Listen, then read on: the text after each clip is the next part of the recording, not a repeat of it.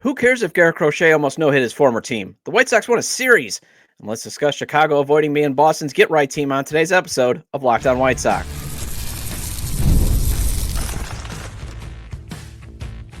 You are Locked On White Sox, your daily Chicago White Sox podcast. Part of the Locked On Podcast Network, your team every day.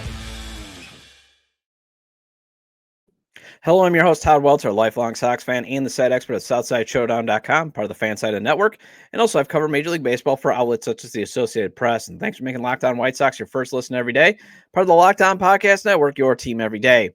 Make sure to hit the like button on today's episode. Subscribe to the YouTube channel at Locked On White Sox if you've not done so already. And also follow or subscribe to the show wherever you get your podcasts. Well, the 2-9 start was giving off 2024 vibes, but that's been washed away, at least for now, after the White Sox took 2 of 3 from the Boston Red Sox. And I want to discuss how Chase Meidroth was the boost the team needed. Luis Robert Jr. nearly beating the Red Sox by himself on Saturday, and Shane Smith meeting a moment on Sunday, even if the Sox were almost no hit by Garrett Crochet. Then Bob Nightengale had a Luis Robert Jr. trade nugget that I want to go over. And finally, it's Monday, and that means a Minor League Monday report. I want to discuss a listener question regarding Hagen Smith and Noah Schultz. This episode is brought to you by Monarch Money. Take control of your finances with Monarch Money. Use code LOCKEDONMLB at Monarch Money for 50% off your first year. So, if you're looking for a sign of progress, the White Sox won a series in 2025 in mid-April, whereas in 2024, it wasn't until the end of the month when they finally won a series, and that's when they swept the Tampa Bay Rays. Well, we're going to have to wait for a sweep because the Red Sox did escape with a win yesterday, but at least you got a sign that the White Sox were not going to be a get-right team. Because the Boston Red Sox, especially their television crew, man, they were puffing their chest, especially the TV crew. The TV crew is definitely talking a ton of smack, and I talked about it on Friday's show, and I love how awful announcing basically kept track of how loud wrong Dave O'Brien and Will Middlebrooks was. They have this tweet. I have those for watching on YouTube. I have the tweet out there at Awful Announcing. So they had, obviously, the White Sox invent ways to lose games. A trip to Chicago couldn't be coming at the perfect time. And then they retweeted, the White Sox beat the Red Sox 11-1 in game 1 of the series. And then they had another tweet on there about how, quote, the Red Sox lose again to the Chicago White Sox, who had lost 8 consecutive games coming into the series 121 times last year. And the Red Sox have a lot of things they need to figure out here, end quote, Dave O'Brien on the NESN Red Sox broadcast. Oh, that just warms your heart. That's just something you love to see because, yeah, last year we had to endure the White Sox consistently and constantly being the get-right team for everybody in the major leagues, except for like the Tampa Bay Rays and the Los Angeles Angels who quit towards the end of the year. And also you love seeing how variance maybe doesn't hate the White Sox because as on Friday, the team, the White Sox ran into a starting pitcher who just did not have his best stuff. And the team, the Red Sox were just booting the ball all over the field. Boston committed 5 errors. And that also sent the Red Sox television broadcast into a meltdown. I mean, Jim Rice was, the Awful Announcing had another tweet on there showing the post-game highlights of like Jim Rice being like, you can't win if you can't even beat the White Sox if you have 5 errors. And think about that. The White Sox last year probably still would have lost that game somehow. So they found a way to win. And that's how variance works. In some ways, you get a team on a night, usually more than a few times, like the White Sox got last year, that's just booting the ball all over the field. Their starter just doesn't have it, and you're able to run into a lot of runs. And you also got to love seeing 3 guys who likely will be on this projected competitive 2027 roster make a major impact in that series. Chase Meidroth was as good as advertised in the lineup. Brooks Baldwin was a hero on Saturday, and Shane Smith met a huge moment. And then Luis Robert Jr., he looked like he was breaking out of his season-starting funk until Garrett Crochet rendered him useless, although the White Sox former ace rendered the entire White Sox lineup useless through 7 innings of play as he took a no-hitter into the 8th inning on Sunday. And that is where you also get the poetry of baseball coming into play. Sometimes this game gives you the narrative that you want. And it was Meidroth, one of the 4 prospects the Red Sox gave up to get Crochet, who breaks up the no-hit bid with a base hit. And he also eventually scored the only run as the White Sox went from possibly being no-hit in the 8th to almost making a comeback victory had the Sox added a few more runs in that inning. They only came through, though, with 1 run. So we still have to wait for, obviously, coming through in the clutch That's obviously a sign of progress you'd like to see at some point this season. Better hitting with runners in scoring position, that type of stuff. But hey, you'll take it. And it's just one series. And obviously, Meidroth has ways to go in his career before you can certify him as a good major league player. But I'm hopeful. And he gave a glimpse into why you should be hopeful with a 429, 600, 429 slash line in that series. Played some solid defense at second, turned a couple of nice double plays. About the only thing that could stop him was dehydration, because that's why he had to leave Friday's game. And he left Friday's game after drawing 3 walks and his first career base hit, although you might have been a hometown scorer because Tristan Casillas, you could have probably scored that in error, but hey, it was a hard hit ball, hard hit grounder, gets through. So either way you take it. And again, the lineup felt more alive with him in it. Baldwin also came up big on Saturday with the game-winning hit against Aroldis Chapman in the 9th to clinch the series win. Although not sure if when you and I will get a Baldwin and Meidroth in the starting infield together, as Baldwin was used mostly in the outfield, and they kind of have to now use him in the outfield with all these injuries, because now you got to add Austin Slater, as he just went on the 10-day IL with a meniscus tear. So who knows when they're going to have a fully healthy outfield? Because Mike Tauchman's going to be out for a couple of weeks. Andrew Benintendi is saying he'll only need 10 days, but who knows? Because remember, it's an adductor strain, same strain that kept Luis Robert Jr. out for 60 games and Yohan Moncada out for all but 12 games last year. So, you just got to see. But, using Baldwin, though, in the outfield also came back to bite the White Sox yesterday when he misplayed a Trevor Story fly ball to right. Just didn't get a good read. A more natural right fielder, obviously, is probably going to be able to make that play because first Baldwin comes in, realizes, oh, no, this is going towards the fence. And then has to run and basically try to make a leaping grab, and he just doesn't have that range. Whereas I'm sure Mike Tauchman would have read the ball better. Austin Slater would have read the ball better. Michael A. Taylor would have read the ball better. Any of the options would have read the ball better and been able to get the final out of the 6, and then Smith leaving the game with a shutout of his own instead of 2 runs scored. And that just 5 2/3 inning.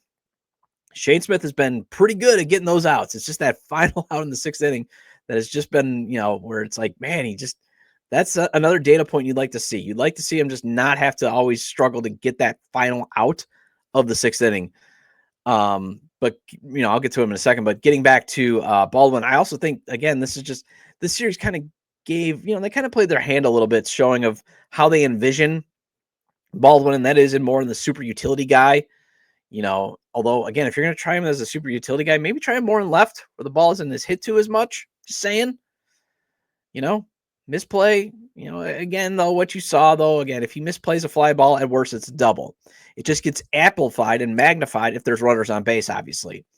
But it's still, I would just rather have Michael A. Taylor or Greg Jones or Joshua Palacios playing every day and right, rotate them. If it just means getting a potential runway toward your next potential 6-4 double play starting combo in Baldwin and Meidroth. But it just feels like they want Baldwin to be their next Leury Garcia, which is fine. Just don't pay him the money. Like what the White Sox did after Leury hits one of the most iconic home runs in White Sox October history. But, I still would prefer to see what can Baldwin and Meidroth do. Baldwin preferably at short, Meidroth preferably at second, where he's just better defensively. I'd like to see what they can do, especially with Colson Montgomery struggling in the minors. Now, he did finally hit a home run. He did have a decent series against the Jumbo Shrimp, but he's having back issues again. He had to be scratched on Friday with some back soreness. So why not see if Baldwin can be your shortstop, even if it's just during the build portion, even if you still have to draft your guy or you want to wait on Jacob Gonzalez or Caleb Boehmer. Either way, let's just see if Brooks Baldwin can be that guy. But instead, I think they're envisioning, though, for the long run, and I think they're trying to develop 2 ceiling. They think Baldwin's ceiling might be an everyday player, but in that super utility role. Going to need to play some short, need to play some second, need to play some outfield, that type of Leury Garcia role, that type of thing. And Shane Smith, he was giving off those, this guy is going to be a dude vibes again. Once again, met the moment, dueling Crochet, a pitcher that, again, Crochet gave off those same vibes last year. When you just looked at the stuff, you looked at what he was doing, and that changeup that Smith has developed is just downright filthy. He did some nasty stuff that he reportedly self-taught himself. But he's giving off that same vibe that Crochet gave off. And that's why I was like so impressed that he met the moment. Goes 6 innings again. Those 2 runs in the 6 is all he gives up. 5 hits, 2 walks, 3 Ks. And again, just woo, that changeup is a thing of beauty. Plus, he's got the fastball to make it effective. I mean, you just are rooting for him to be this stud that we desperately need now that Garrett Crochet was pitching for the Boston Red Sox. And the only reason why you're not hearing much about Smith's time is, I mean, Crochet was vintage good against his former team. Now, my only critique for the White Sox lineup was you had 7 guys in the lineup who got to see him pitch a lot last season, or at least got to see him pitch enough that you think you'd be prepared to go against him and maybe at least not get no hit through 7 innings. I mean, you also had his pitching coach. He's still in the clubhouse. So you'd think you'd be very, very prepared. Now, let's give Crochet his flowers because we know how great he is and how awesome he is. Now, he should have been paid the $170 million by the White Sox. And the only reason why he should have been traded was that they just needed the talent infusion, not they needed the talent infusion. And, oh, yeah, we're not going to pay him because that was the 2 reasons why he's gone. But it just speaks to how good Crochet is because he's not going to throw too many balls. I mean, this guy throws strikes. He doesn't throw a ton of pitches that you're going to spit at. So, got to give him his flowers there. But then there was Luis Robert Jr., who showed when he can get going, he can nearly win you a game by himself as he finally hit his first home run of the season on Saturday. 2-run blast, draws that walk in the 9th, steals second, gets into scoring position, and comes home on Baldwin's hit. Also had an RBI single in that run barrage on Friday night where thankfully Davis Martin is making sure baseball's not coming for him because he made the adjustment to the adjustment. So, this was a good weekend. This was a great weekend. And it could have been amazing had they somehow pulled off that comeback, especially the narrative would have been Garrett Crochet almost no hits him. Chase Meidroth breaks up the no-no, and they somehow come from behind to win. But hey, we can't always have our cake and eat it too. Just we'll take the series win. Well, Luis Robert Jr. might not have even been on the team this weekend, although not sure how close the White Sox came to trading Luis Robert Jr. to the Dodgers. But USA Today's Bob Nightengale reports the Sox and Los Angeles have tabled a deal that would have brought back James Outman and a top 5 prospect. Let's discuss if the White Sox should even be doing business with the Dodgers again regarding a major trade next on Locked On White Sox. Looking for a snack that's both delicious and nutritious? Crack into a good source of protein with Wonderful Pistachios. Wonderful Pistachios is one of the highest protein nuts.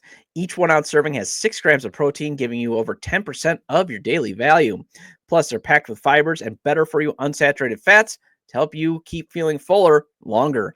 And personally, I love the no-shells variety. It's a perfect grab-and-go snack for busy days. My go-to flavors are the roasted and salted or the honey roasted.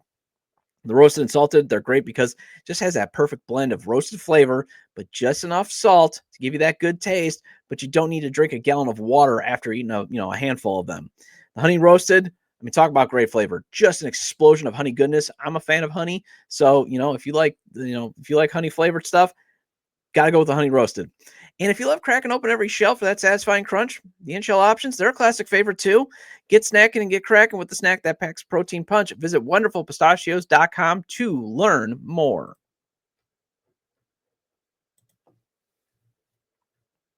Welcome back to Locked On White Sox. I'm your host, Todd Welter. Again, make sure to hit the like button on today's episode and subscribe to the YouTube channel at Locked On White Sox if you've not done so already. And if you can't catch the show on YouTube, Locked On White Sox is available on all major podcast platforms, so make sure to follow or subscribe on places such as Apple or Spotify. Either way, get your 30-minute fix of Chicago White Sox baseball venting with me. And shout out again to Anuj. I forgot the organization, man, but I'm listed in the top 15 of White Sox podcasts.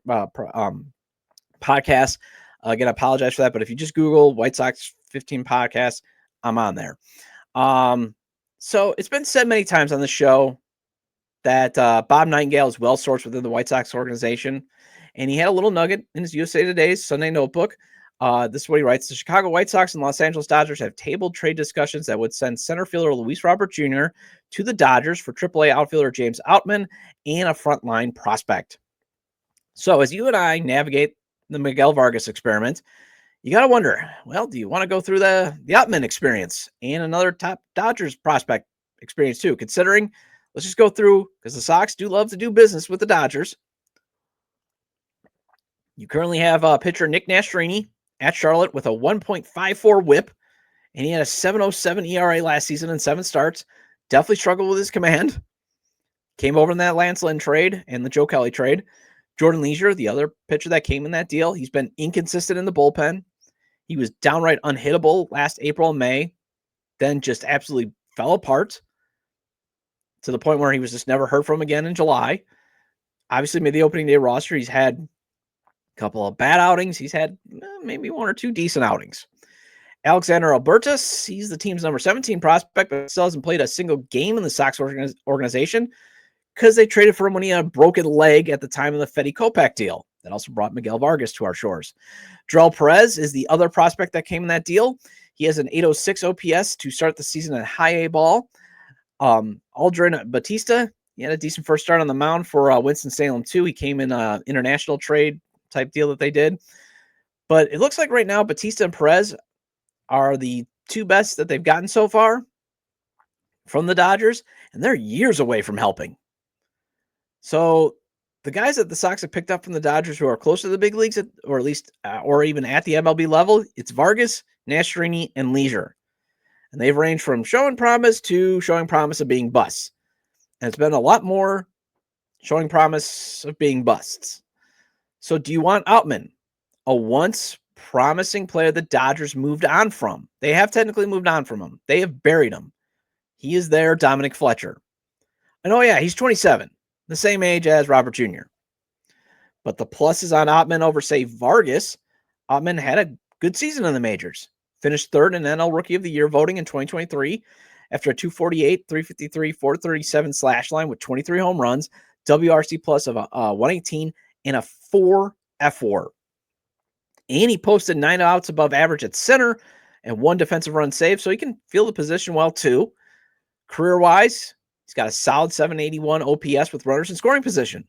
So there is production. There's actually like something that you could look at and say he was given a runway and he produced. Where Miguel Vargas, he was given a runway, just didn't produce. He also still isn't ARB eligible with only 1 full year of service time accrued, so he comes cheaper, and he comes with a much more fresh club control clock, even though he's the same age as Luis Robert Jr. But here's the problem.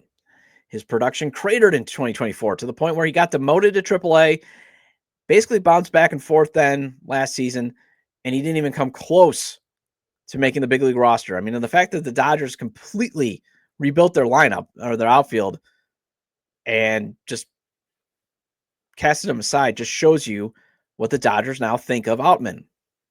And now you could argue, like with Vargas, the Dodgers just don't have the patience to deal with any struggling youngish player. They just don't. They're trying to win the World Series. So if you can't produce, you're out. I mean, think about it. Andy Paez, he's struggling mightily right now. And there's talk of demoting him. I mean, I was watching one of the Dodgers broadcasts the other day, and they're talking like this is the worst baseball player they've ever had. I mean, that's just how I interpreted it. I mean, that's the standard that they have. If you cannot produce consistently and produce right away, they don't have time for you. Now, when you are the White Sox in a complete build, you can be a little bit more patient. But again, the Dodgers don't mess around. And Outman's off to a terrible start at AAA with a 159 average and a 603 OPS. And everything I read up on, and you know what? I'm going to reach out to the Locked On Dodgers guys to see what is up. But everything that I've read, that I've tried to research, Outman has just lost confidence. I mean, he got off to that slow start, and it's just been a confidence issue ever since. And for context, though, and I could see maybe why, and it's not the greatest comparison, but Dominic Fletcher and Oscar Colas, they've both fallen out of favor with the White Sox to the point where they were actually DFA'd and removed from the 40-man roster. Fletcher still at least has a respectable 672 OPS at AAA, while Colas, I mean, think about this too. Colas has fallen so out of favor that he's at AA Birmingham, has a 971 OPS. So I could see the argument that Outman just needs a change of scenery. However, you saw that with Vargas, and he looked traumatized coming from the Dodgers to Chicago. I mean, he looked like he needed professional help. And while Vargas is putting together better at bats, his average is still under 200. So, yes, I think we've seen a much better version of Miguel Vargas, but we're still not seeing a very productive version of Miguel Vargas. So, basically, do you want another attempt with Outman? Now, if the other prospects being attached are Jose DePaula or Jackson Ferris or Alex Freeland or Zaire Hope or Kellen Lindsley, especially Lindsey being a former first-round pick, I'll take on the Outman experience if that's also what they're trying to do. If they're trying to get the upgrade with Luis Robert Jr., at least fielding-wise, and hey, just change the scenery will help him, and they're just trying to get Outman off their roster, if you can actually get a really good prospect too, like these guys that I've listed, maybe. However, and this is one of the reasons why I think that the deal's been tabled probably from both sides. I don't see the Dodgers giving up to Paula or Ferris or Freeland or Hope or Lindsey, especially if Robert Jr. is hitting under 200. And I think on the flip side, Chris Getz is probably going to try for a better package if Luis Robert Jr. can get going and get back to those 2023 levels. So I get why the discussions were tabled, and I'm actually impressed by Getz because he's still taking the gamble, thinking maybe he can get more if LRJ can make it out of April alive and produce in May and June, which I think that's what they should be doing. Take the gamble, because obviously if you didn't think, if you were very concerned that Luis Robert Jr. was going to not be able to get out of April healthy, I would have jumped at this deal, actually. I would have. Because at least, while it's still pennies on the dollars, it's still at least, hey, somebody that the White Sox should be taking a chance on, an Outman, and maybe getting a prospect, even though the White Sox keep getting fleeced by the Dodgers. And if that was the only offer, that might be the best offer. But I still think you should hold out hope for better offers at this point. And yes, roll the dice. But feel free to email me your take on if you want Outman and another Dodgers prospect for LRJ. You can email me at lockedonwhitesox@gmail.com or just leave it in the comments on this episode, as I'll try to circle back with the Locked On Dodgers guys and maybe revisit this topic in a few days based on if I get responses. Again, feel free to always email me too. If you just want an email pen pal, I'll email you back. May not be able to be a ton of stuff back, but I'll try to respond back as soon as I can. Well, it's Monday. That means a Minor League Monday report, and I want to address a question from a listener regarding whether it's worth calling up top prospects Noah Schultz and Hagen Smith just to get some more swing and miss guys in the bullpen, and that is next on Locked On White Sox. Ever check your bank account and wonder, where did all my money go? Between dining out, online shopping, and entertainment, it's easy to lose track. And that's where Monarch Money comes in, your personal CFO, giving you full visibility and control over your finances. Monarch Money isn't just a budgeting app, it's a complete financial command center. You can track all your accounts, investments, and spending in one place, so you just stop managing your money and you start building wealth. Instead of juggling multiple apps, you can use Monarch to check your finances, track spending, and even plan long-term goals. Managing money with your partner is smoother than ever. You can track shared and personal accounts, set goals, and stay on the same page without the stress. Take control of your finances with Monarch Money. Use code LOCKEDONMLB at monarchmoney.com for 50% off your first year. That's monarchmoney.com, code LOCKEDONMLB for half off your first year.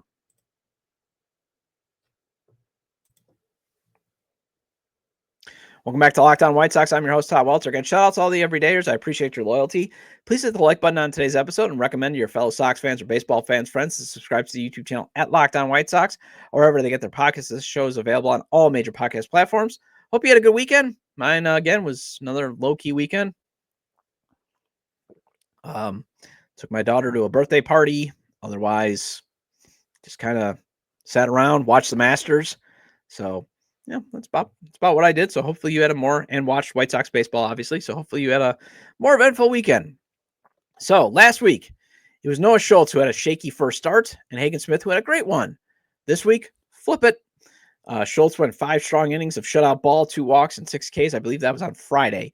Smith struggled with his command, pitched just 2/3 of an innings, and Future Sox tweeted out he's basically every good pitcher is on a pitch count per inning, and he reached his 40 pitches.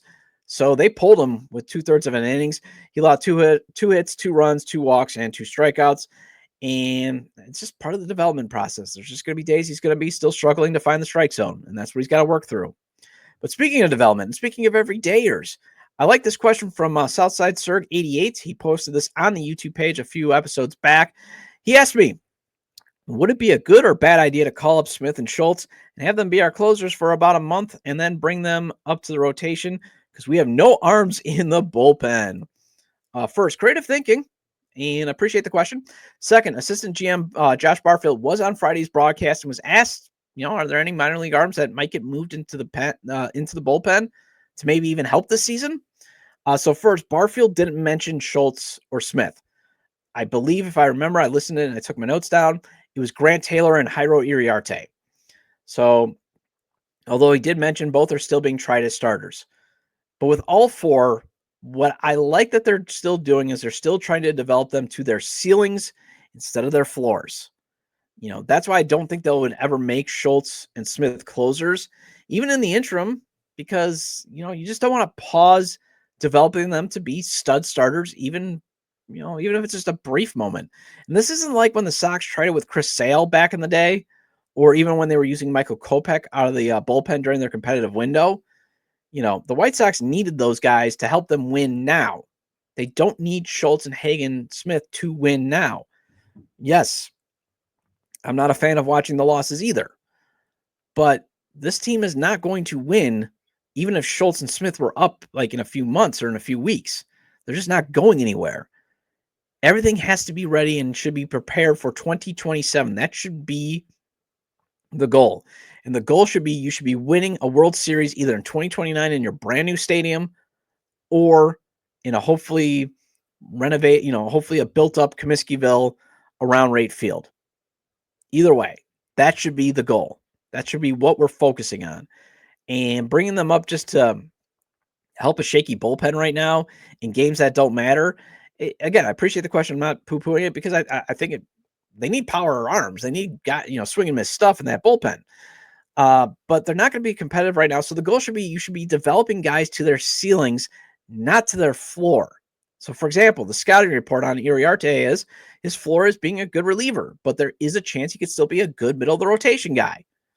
That's on MLBpipeline.com right now. And since this team nearly got no hit by their former ace, in part because they didn't want to pay him $170 million, and Crochet did confirm over the weekend that there was not a lot of extension talks when he was here, this organization has to keep churning out starting pitching to get through innings. They have to keep developing it, and they have to almost keep developing it so it's ready with every 4 years. Because it sounds like Jerry's not interested in extending any of these guys. They had to trade Dylan Cease with still 2 years of club control. They had to trade Garrett Crochet with still 2 years of club control.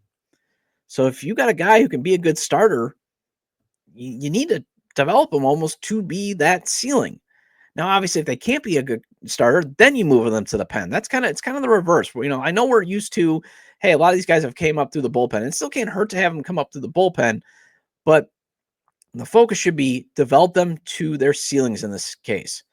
And that's not to say toward the end of the season, if Sean Burke, Shane Smith, and Davis Martin are humming along and Jonathan Cannon has made the adjustment to the adjustment, that you don't have maybe Taylor, Iriarte, Schultz, or Smith vie to get some starts to hopefully make up for Martin Perez being traded. Hopefully he's traded. And, then the other three go to the pen to get some big league experience. I could see maybe that happening. But I would be surprised if they go that route with Schultz and Smith, since the goal has been to build their arms up to handle a big league starting load while making sure their arms don't need surgery.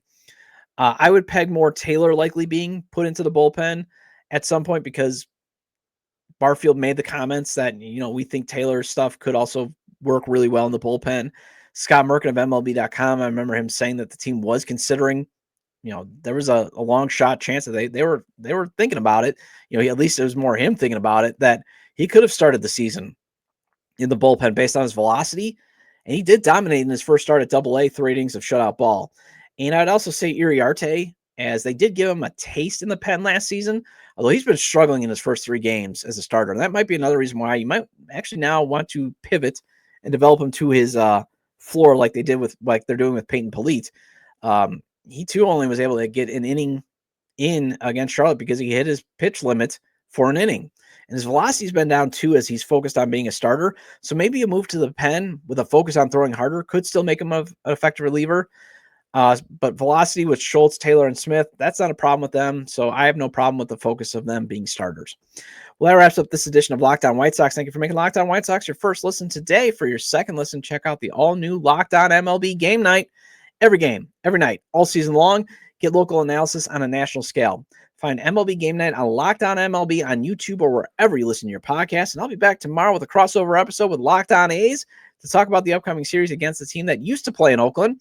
Feel free to leave comments about today's discussion regarding the White Sox having a great series against Boston, the Sox having trade discussions with the Dodgers surrounding Luis Robert Jr., and this week's Minor League Monday report. You can leave them at the episode page on YouTube, X, formerly Twitter, at ToddJDub, or at Locked On Sox, or you can email me at LockedOnWhiteSox@gmail.com.